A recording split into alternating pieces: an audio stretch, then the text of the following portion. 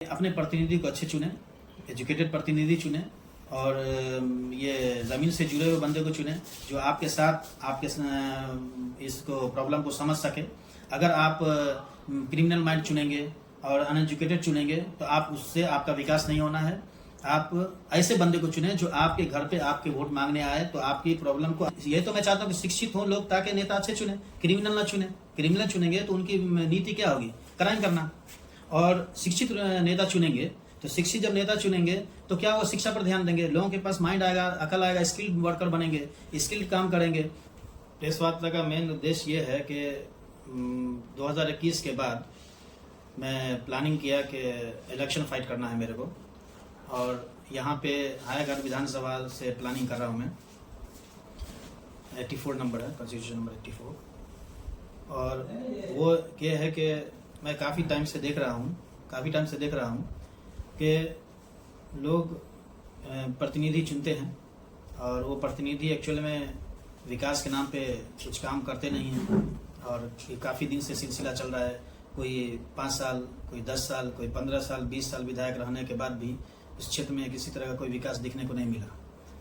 मेरा क्षेत्र है एक्चुअली हायाघाट, तो हायाघाट का बर्मन जब मैंने किया तो मेरे को महसूस हुआ कि काफ़ी चीज़ों की ज़रूरत है, लोग परेशान हैं।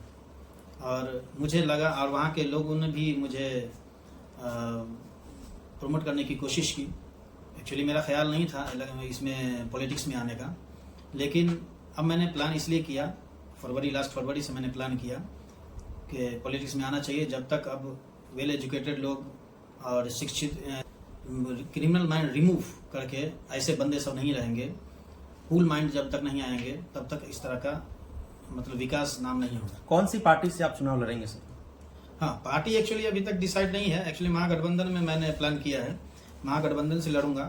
और पार्टी के काफ़ी फ़ोन आ रहे हैं, जो पार्टी जो सूटेबल लगेगा, जो जनता डिसाइड करेगी इस पार्टी के साथ टिकट लेकर इलेक्शन लड़ने का, तो उसके साथ टिकट लेकर इलेक्शन लड़ेंगे। आपका मिशन क्या होगी सर? हाँ, मिशन पे ये है कि काफ़ी सारे हमारे पास मिशन है। हालांकि मैं नहीं जानता कि इलेक्शन जीतने के बाद क्या कर सकता हूं मैं, क्योंकि वो तो वक्त बताएगा। लेकिन हमारे पास प्लानिंग जो है, जो मैंने भ्रमण किया है अभी पूरा अपने क्षेत्र का, उसमें मेरे को ये दिखा कि आज की डेट में भी जिस तरह बता रहे हैं कि रोड कंप्लीट है और ये सब है, बहुत सारी जगह अभी भी हमारे कॉन्स्टिट्यूशन में रोड की कमी है। मैं खुद उसका भोगी हूँ कि मैं अभी भ्रमण करने गया था और बारिश होने के कारण गाड़ी अनकंट्रोल हो गई और वो खेत में चली गई। यानी आपके कथनानुसार सड़क, शिक्षा, स्वास्थ्य। शिक्षा और स्वास्थ्य तो मोस्ट इम्पोर्टेंट है। शिक्षा होगा और स्वास्थ्य होगा तो ही बेहतर होगा, क्योंकि शिक्षा में हमारा बिहार आखिरी पोजीशन पे है। शिक्षा को आप लोग जोर देते क्या है? जब तक लोग शिक्षित होगा तो नेता नहीं। ये तो मैं चाहता हूँ कि शिक्षित हों लोग ताकि नेता अच्छे चुने, क्रिमिनल ना चुने। क्रिमिनल चुनेंगे तो उनकी नीति क्या होगी? क्राइम करना। और शिक्षित नेता चुनेंगे तो शिक्षित जब नेता चुनेंगे तो क्या वो शिक्षा पर ध्यान देंगे, लोगों के पास माइंड आएगा, अकल आएगा, स्किल्ड वर्कर बनेंगे, स्किल्ड काम करेंगे। तो अभी एक एग्जांपल दे रहा हूँ, मेहनत करने वाले कम नहीं है हमारे बिहार में। मेहनत जो करते हैं वो गरीब हैं, और स्किल्ड वर्कर दो एग्जाम्पल के तौर पे हमारे मजदूर काम करते हैं, दिन भर काम करते हैं, 400-500 रुपये दिहाड़ी मिलती है, हालांकि वो सबसे ज़्यादा मेहनत करते हैं। स्किल्ड वर्कर 2 घंटा कंप्यूटर पे काम करता है और 1000 रुपये कमा लेता है। तो क्या होना चाहिए आपके पास? वर्तमान बिहार की स्थिति अभी अभी की बात बोल रहा हूँ। यस, अभी की बात बोल रहा हूँ। इसलिए शिक्षा मोस्ट इम्पोर्टेंट है हमारे लिए। मैं यहाँ तक कि शिक्षा, गवर्नमेंट को शिक्षा और स्वास्थ्य फ्री करना चाहिए, एब्सोल्युटली फ्री। शिक्षा एक चीज़ और है, टैलेंटेड जो टैलेंट है बच्चों में, वो सिर्फ गरीबों में ही, सिर्फ अमीरों में नहीं है, गरीबों में भी है। लेकिन गरीबी के कारण वो अपने टैलेंट को दिखा नहीं पाते और गरीबी में उनका टैलेंट खत्म हो जाता है। मेन समस्या है रोड कई जगह पे नहीं है। और ये अभी नल जल गया है तो कहीं पर टूटी लगा हुआ है तो उसमें पानी नहीं है, कहीं पर पानी है तो वहाँ टूटी लगा हुआ नहीं है। पानी ऐसे अननेसेसरी वेस्ट हो रहा है।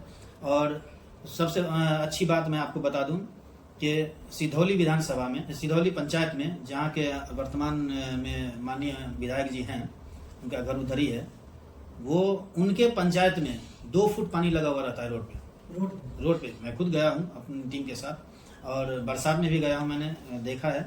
तो 2 फुट पानी लगा हुआ रहता है। क्या विकास है? विकास सिर्फ एक ही बंदे को विकास करने को विकास नहीं बोलते। विकास उसको बोलते हैं जब वोट मांगने हम उनके दहलीज पे जाते हैं वो जनता के, तो उनकी बात को सुनने के लिए भी उनके दहलीज पे जाना पड़ेगा। अच्छा, रोड पे क्यों लगेगा? उसका नाला होना चाहिए मुकर्रर, नाला के थ्रू उसको बाहर जाना चाहिएगा। और बरसात में अगर पानी रोड पे लगेगा, गाड़ी आना जाना करेगा, वो फैलेगा, उससे बीमारियां होंगी, कीड़े आएंगे, बीमारियां फैलेगी, बहुत सारी प्रॉब्लम। इमरजेंसी में या किसी ऐसी हालत में कोई मर जाता है, इमरजेंसी में उसका सही ट्रीटमेंट नहीं होता है, वो मर जाता है, तो उससे क्या होगा? उससे ये होगा कि इमरजेंसी हॉस्पिटल बराबर में होने से उसकी जान बचाया जा सकता है। हायाघाट में परिवर्तन हो, इसके लिए मतदाताओं से क्या अपील करेंगे आप? हायाघाट में परिवर्तन मैं उनसे यही बोलूंगा कि अपने प्रतिनिधि को अच्छे चुने, एजुकेटेड प्रतिनिधि चुने, और ये ज़मीन से जुड़े हुए बंदे को चुने जो आपके साथ आपके इसको प्रॉब्लम को समझ सके। अगर आप क्रिमिनल माइंड चुनेंगे और अनएजुकेटेड चुनेंगे तो आप उससे आपका विकास नहीं होना है। आप ऐसे बंदे को चुने जो आपके घर पे आपके वोट मांगने आए, तो आपकी प्रॉब्लम को अपना विजन थोड़ा बताएं। सबसे पहला तो मैं एजुकेशन और स्वास्थ्य को फ्री करूंगा। कम से कम मैं कोशिश करूंगा, हमारा काम है कोशिश करना, बाकी चीजें अलग, वो अभी ही नहीं, इलेक्शन जीतूं या हारूं मैटर वो नहीं है। मैं ये इस काम पे लगा हुआ हूं, मैंने स्टार्टिंग कर लिया है, मैंने प्लेटफॉर्म बना लिया है, अब इस पे मैं काम करूंगा और अपने क्षेत्र में कम से कम अपने क्षेत्र के लिए करूंगा जितना हमारे पास सलाहियत उस हिसाब से। अगर मेरे को सलाहियत बढ़ जाती है, मेरे को सपोर्ट मिल जाता है बहुत बेहतर, तो मैं शिक्षा और स्वास्थ्य को बिल्कुल फ्री करूंगा। अल्लाह करे आपको टिकट मिले, लेकिन बाय चांस नहीं मिलती है, तो क्या आप निर्दलीय जाएंगे या कोई और दल का दामन थामेंगे? ये जनता डिसाइड करेगा। अगर वो चाहेगी कि किसी और दल में जाना चाहिए तो मैं जाऊंगा, नहीं तो मेरा जो काम है कोशिश करना वो मैं करता रहूंगा। निर्दलीय भी जा सकते?